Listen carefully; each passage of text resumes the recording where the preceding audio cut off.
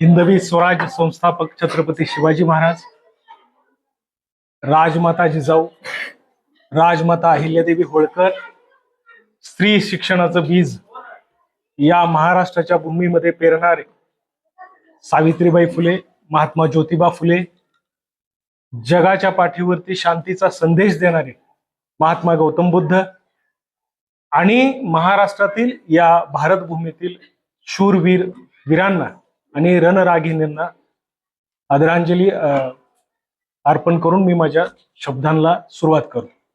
महिला दिन म्हणून आज साजरा केला जातो. हा जागतिक महिला दिन साजरी करण्याची पाळी का आली? त्याचं कारण असं आहे की आजपर्यंत महिलांना दुय्यम स्थान होतं. पुरुष प्रधान संस्कृती सगळीकडे फोफावत होती आणि स्त्रियांना कसलाच मान नव्हता.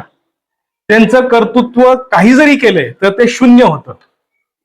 जसं एखाद्या धर्मामध्ये, कुठल्याही धर्मामध्ये जसं कट्टरपंथीय लोक असतात, म्हणजे प्रत्येक धर्मामध्ये कट्टरपंथी आहेत, आपल्या आपल्या धर्माचा ते गर्व करतात, तसं अगदी तसंच पुरुष वर्गामध्ये सुद्धा कट्टर पुरुषवादी लोक आहेत, ज्यांना समजावून सांगण्यासाठी हा महिला दिन साजरा केला जातो की स्त्रियांचा संघर्ष, स्त्रियांचं शिक्षणाच्या बाबतीमध्ये केलेले संघर्ष किंवा जागतिक पातळीवर ते आपलं कर्तृत्व जागवण्यासाठी केलेले जेवढे काही खटाटोप आहेत ते या पुरुषांनी ओळखावे आणि त्यांना आपल्या बरोबराचं स्थान द्यावं, यासाठी हा महिला दिन साजरा केला जातो. आता तुम्हाला आश्चर्य वाटेल, आणि हे सगळं शक्य झालं आपल्या संविधानामुळे. भारतरत्न डॉक्टर बाबासाहेब आंबेडकरांनी आपल्या संविधानामध्ये महिलांसाठी काही खास तरतुदी केलेल्या आहेत, ज्यामुळे जिथं शिक्षण हा सगळ्यात मुख्य घटक आहे, त्यामध्ये बाबासाहेबांनी दुसरी गोष्ट मांडली होती हिंदू कोड बिल. आता हिंदू धर्मामध्ये एक श्लोक आहे, यत्र नारेस्तु पूजन्ते तत्र रम्यते देवता. जिथं स्त्रियांना पूजलं जातं तिथं देवाचा वास होतो. आता ही गोष्ट जी आहे किंवा हे जे मंत्र आहे किंवा ही श्लोक आहे, हा नावापुरतच आहे. त्याला खरा आकार दिला तो बाबासाहेब आंबेडकरांनी, तो सुद्धा संविधानामध्ये. बाबासाहेब नसले असते, संविधान नसलं असतं तर या देशापुढे यक्ष म्हणून मोठा प्रश्न उभा राहिला असता की नेमकं काय स्वीकारायचं. कारण की 18 पगड जात, वेगवेगळे धर्म, समाज या देशामध्ये कायमचे आहेत आणि त्यातला कोणता धर्मग्रंथ आपण संविधान म्हणून स्वीकारायचा, हा फार मोठा प्रश्न उभा राहिला असता. तो बाबासाहेब आंबेडकरांनी संविधान रूपी सोडवून दिलाय. त्यामुळं कुठलाच ग्रंथ नको आम्हाला संविधान पाहिजे. आणि संविधान हे सांगतं की स्त्री पुरुष समान आहेत, एक आहेत. कुठलीही जातीभेद आपल्याला करता येत नाही, कुठला धर्मभेद करता येत नाही. आणि याच बाबासाहेब आंबेडकरांच्या थोर विचारांनी आज आपण महिला या जागतिक स्तरावरती आपण येऊन पोचलेले आहोत. म्हणून हे सगळ्यात अगोदर मी बऱ्याच वेळेस वर्गात सुद्धा सांगतो की तुम्ही कुणाचा फोटो लावा अथवा न लावा, पण तुमच्या घरामध्ये बाबासाहेब आंबेडकर, महात्मा ज्योतिबा फुले, सावित्रीबाई फुले यांचे फोटो असले पाहिजे. सकाळी उठल्यावर एखाद्या वेळेस देवाला नमस्कार करू नका, पण ह्या तीन व्यक्तींना आपण नमस्कार केलाच पाहिजे. स्त्री शिक्षणासाठी झगडणाऱ्या ज्योतिबा फुले आणि त्यांच्या पत्नी सावित्रीबाई फुले, आता यांनी स्त्री शिक्षणाचे आपले बीज रोवले याच्यामध्ये, महाराष्ट्र भूमीमध्ये, भारतामध्ये. आणि स्त्रियांसाठी शिक्षण हे मोकळं झालं. तोपर्यंत स्त्रियांना घराच्या बाहेर, उंबरठ्याच्या बाहेर पाऊल टाकण्याची मुभा नव्हती. आज त्याच शिक्षणानं हा फार मोठा आकार घेऊन भारत घडवला आहे, हे आपण नाकारू शकत नाही. स्त्रियांचा लढा किती मोठा आहे आणि किती व्यापक आहे, आणि तो संविधानामध्ये दिलेले हक्क किती अमूल्य आहेत, याचं एक उदाहरण सांगतो तुम्हाला. भारत आपला 1947 साली स्वातंत्र्य झाला.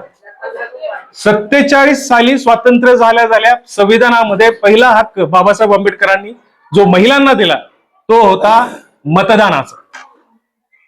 याचे कट टू हे सांगण्याचं कारण असं, जगाच्या कुठल्याही देशामध्ये जो इंग्रज देश ज्याला म्हणतात, ज्यांनी जगाच्या कानाकोपऱ्यावरती राज्य केलं, तिथल्या महिलांना मतदानाचा अधिकार नव्हता. मतदानाचा अधिकार त्या तिथल्या महिलांना त्यांना अक्षरशः संघर्ष करावा लागला की आम्हाला सुद्धा मतदानाचा अधिकार द्या. 1918 मध्ये त्यांना तो अधिकार मिळालाय. लक्षात घ्या, त्यावेळेस आपल्याकडे स्वातंत्र्याची चळवळ चालू होती. हा देश जगावरती राज्य करणारा, पण स्त्रियांना मतदानाचा अधिकार नाही. संविधान 1947 नंतर देश स्वातंत्र्य झाल्या पहिला अधिकार जो महिलांना बाबासाहेबांनी सगळ्यात ताकदवान अधिकार ज्याला म्हणतात तो वोट, राईट टू वोट, मतदानाचा अधिकार दिलाय. तिथं संघर्ष करावा लागला. विचार करा, म्हणजे जगाच्या कानाकोपऱ्यामध्ये स्त्रियांना दुय्यम स्थान होतं. स्त्रिया तशा नाहीत, ते खूप सक्षम आहेत हे सांगण्यासाठी हा दिवस महिला दिन म्हणून आज साजरा केला जातो.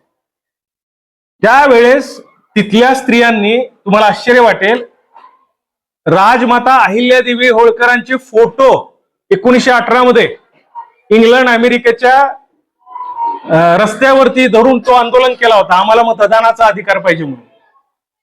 अहिल्यादेवी होळकरच का का इतिहास तिथपर्यंत पोहोचला? एक स्त्री असून तिचा इतिहास इंग्लंड अमेरिकेच्या रस्त्यावरती पोहोचला. कसा पोहोचला? त्याचं कारण काय? इतिहास आहे. अहिल्यादेवी होळकरांनी त्या काळामध्ये त्यांचा पती वारला होता, मुलगा वारला होता, गादीला वारस नव्हता.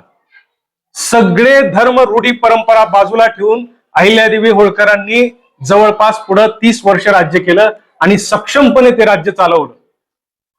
तिथल्या इंग्लंड मधल्या महिला म्हणाल्या की त्या काळामध्ये 18व्या शतकामध्ये एक स्त्री जिथं धर्माच्या, रूढी, परंपरेच्या एवढ्या काठेरी कुंपण असताना सुद्धा ती त्या राज्यामध्ये राजमाता म्हणून राज्य करते आणि सक्षमपणे ते राज्य चालवते. मग आम्हाला तुम्ही नुसता मतदानाचा अधिकार देत नाही, आमचा असा काय गुण आहे? आम्हीही तुमच्या बरोबर आहोत, तुमच्यासारखे आहोत. याचं जिवंत उदाहरण त्यावेळेस तिथं अहिल्यादेवी होळकरांचे पोस्टर्स घेऊन तिथं आंदोलन केलेलं आहे. लक्षात घ्या. जसं छत्रपती शिवाजी राजेंच्या माता राजमाता जिजाऊ यांनी उराशी जर तो स्वप्न बाळगला नसता, स्वराज्य हे कधी स्थापन झालं नसतं, छत्रपती शिवाजी महाराज कधी घडले नसते. शिवाजी महाराज घडवायचं असेल तर ते स्त्रियांनी जिजाऊ होणं गरजेचं आहे. महिला दिन एवढ्यासाठी साजरा केला जातो की मूल, जन्मलेलं मूल, त्याच्यावरती 90% प्रभाव त्याच्या आईचा असतो, मातेचा असतो, तिच्या संस्काराचा असतो. आणि हेच संस्कार माँसाहेब जिजाऊंनी छत्रपती शिवाजी महाराजांना दिले आणि हेच शूरवीर परंपरा आपल्या महाराष्ट्रामध्ये आज तागत आहे. याला आपण नाकारू शकत नाही. स्त्री काय करू शकते, काय नाही. निसर्गता स्त्रीला सगळ्यात मोठी देणगी जी आहे ती आहे जन्म देण्याची. पुरुष कितीही श्रेष्ठ ठरला तरी तो एका स्त्रीच्या पोटी जन्माला येतो, हे आपल्याला नाकारता येत नाही. शेवटी स्त्री त्या बाबतीत पुरुषांपेक्षा सरस ठरते आणि हे मानलं पाहिजे आपल्याला. माँसाहेब जिजाऊने ते स्वप्न पाहिलं नसतं तर महाराष्ट्र नव्हता, छत्रपती शिवाजी महाराज नव्हते, शंभूराजे नव्हते, मराठा साम्राज्य नव्हतं. अगदी तसंच आज त्याच शिक्षणाच्या जोरावर महिला, भारतीय महिला म्हणा किंवा जागतिक महिला म्हणा, कुठं नाहीयेत, कोणत्या क्षेत्रात नाहीयेत असं एक क्षेत्र सांगा तुम्ही. कुस्ती, जिथं फक्त पुरुषांची मक्तेदारी चालत होती, आज त्याला सुद्धा स्थान स्त्रीने मिळवून दिले जागतिक पातळीवरती. हे आपल्याला नाकारता येत नाही. म्हणजे त्याचं सगळ्यात मोठं कारण काय? शिक्षण, जे प्रत्येक स्त्रीने घेतलं पाहिजे, मुलींनी घेतलं पाहिजे. आणि आपल्या आयुष्यामध्ये जेवढे काही बदल आपल्याला घडवता येतील ते केवळ शिक्षणामुळे. म्हणून या महिला दिनी सर्व महिलांना, विशेषतः महिलांना ही महिला दिनाच्या खूप खूप शुभेच्छा देतो आणि मी माझे 2 शब्द इथं संपवतो. धन्यवाद.